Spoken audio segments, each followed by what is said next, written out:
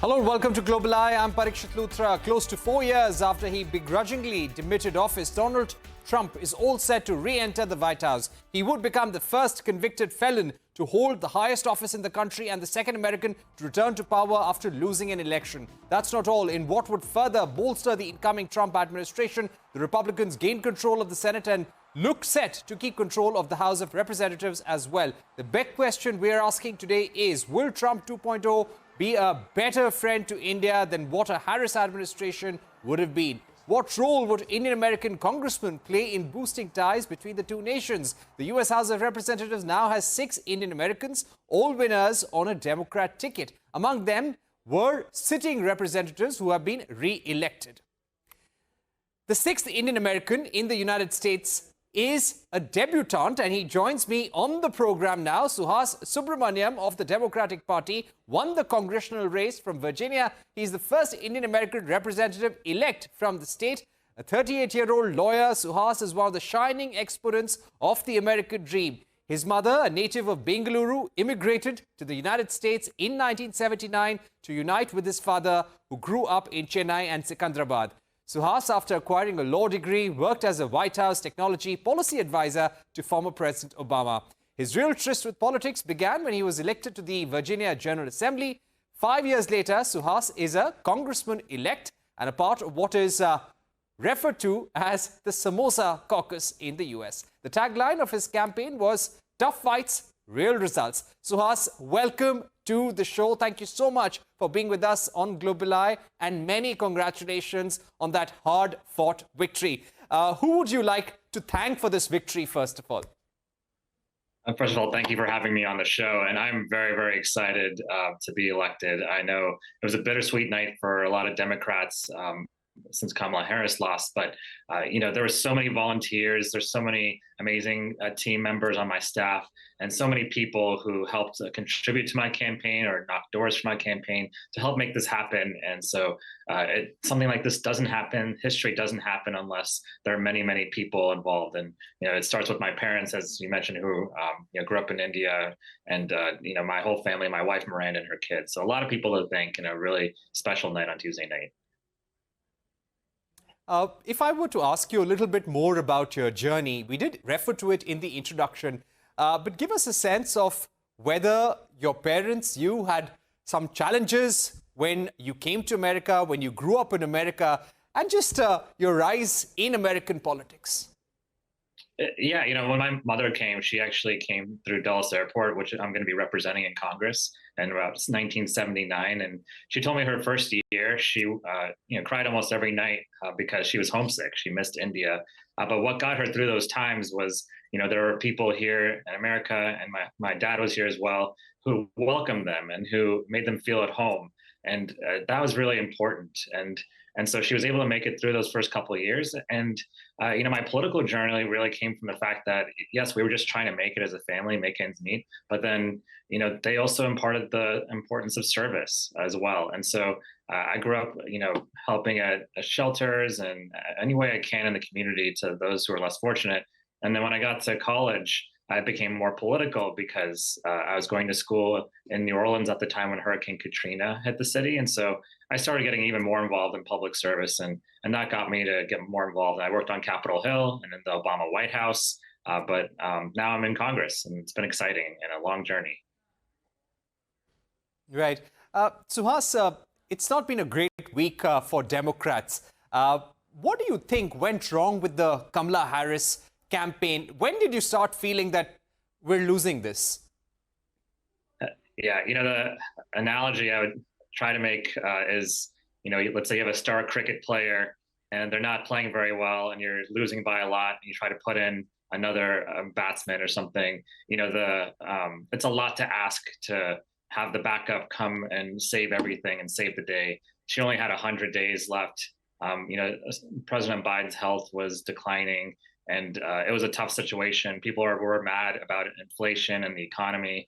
I kept hearing that when I was talking to voters, many of whom voted for Trump but voted for me. And so I think, there was a lot happening.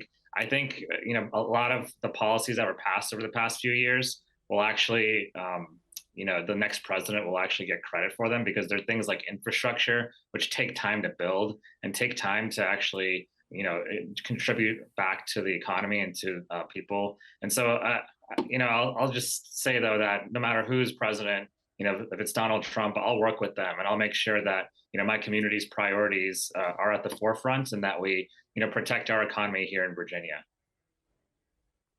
But Suhas, do you also feel that if Kamala Harris had been given the ticket, if she had been nominated much earlier, rather than Biden beginning his campaign for re-election, if it was Kamala Harris, the Democrats would have had better chances? It's hard to say. It's hard to say. I think it would have given her more time to be able to run the campaign she wanted to run. But it's hard to say. I don't know the answer to that. What I do know is that she and Biden did everything they could for this community. They inherited a pandemic that was very difficult for the entire world, and it took a long time. And a lot of the inflation that we faced, yes, it was from spending, but it was spending to come out of that recession, really, that was brought on by the pandemic. And it was also the supply chain disruptions from that pandemic are still being felt. Eggs are 3 times the price in some places than they were in 2020 before the pandemic. So it was a very tough situation to come into. And I think, I was reading something today about how incumbents all across the world are really losing because voters are angry across the world about inflation and the economy. And so it's, we'll see. In the end, it's, to me, what matters most is the community and our country and our world, and just making sure that we pass good policies. And I'll work with Democrats and Republicans to get that done. It was always supposed to be close, but the fact that Donald Trump won all the swing states, the House of Representatives and the Senate, what do you think went in his favor? What does this show about the mood of the American voter? And what is the top priority for the average American citizen right now, as per the result of this election, according to you? Again, I would just go back to the economy. That was really what was on people's minds, and that's what people voted on. And I think historically people vote based on their pocketbook. And so while there are other issues where, they probably admitted that, maybe Kamala Harris, would be, less scandal prone and maybe a more safe choice, they were concerned about the economy and Joe Biden and Kamala Harris for president and vice president. And they decided that, they wanted to see if Donald Trump could be a part of a new economic, a process. But I think in the end, I look at the prognosticating, and I look at, and there's more results to be analyzed. I just think that people really care about just making sure we have people delivering for them. And so, Donald Trump now has the Senate and possibly the House as well. There's more votes to count, more seats to call. But, if that's the case, then, he's got the ability to make changes, and we'll see what kind of changes he's going to make. I'm going to be in wait and see mode. Certainly, as one member of Congress, I'm going to do everything I can for my community and for our country, and I'll work with anyone to make that happen. What's your recommendation for better India-US ties going forward? As somebody who's worked very closely with Barack Obama, you have been a politician at different levels of the US administration. Give us a sense of what would be your recipe of greater success for India and US? Sure.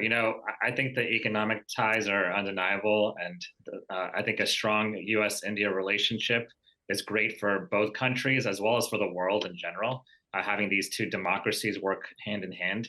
And so I start with economic ties. I think I want to make sure that we don't put any policies in place that would prevent the US and India from working together on a number of economic fronts, especially on the technology front, on the innovation front, opening Indian company offices in the US, opening US company offices in India.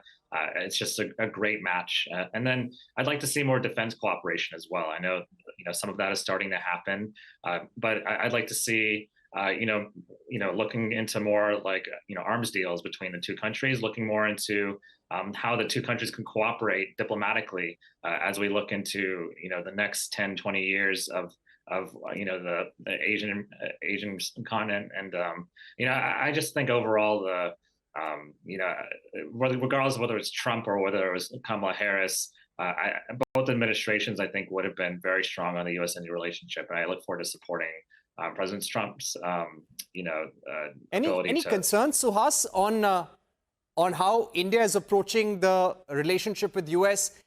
Any policy areas of concern to you when it comes to India?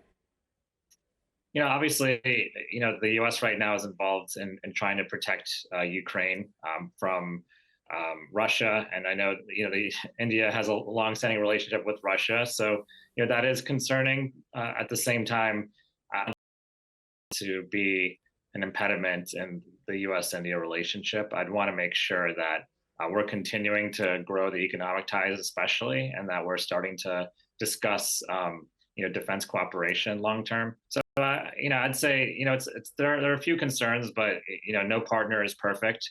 But in the end, I think it's going to be a very important relationship, and we have to continue to grow it and nurture it. Right. Finally, any advice to India and Prime Minister Modi on how to deal with Trump? Whether it's Trump or someone else, just know that the U.S. Is committed to the India relationship, and that folks like me in Congress are here to help strengthen those ties between the U.S. and India, and really diplomatically across the world. I'd like to see us as a country spending more on diplomatic relationships and economic relationships than on wars, really. So hopefully long term, this can be the start of a stronger U.S.-India relationship. But I'm optimistic for the future. All right. Thank you very much. And one question coming from my colleague Abhishek. Do you speak Hindi? Any message in Hindi for your viewers in India, those of us watching you?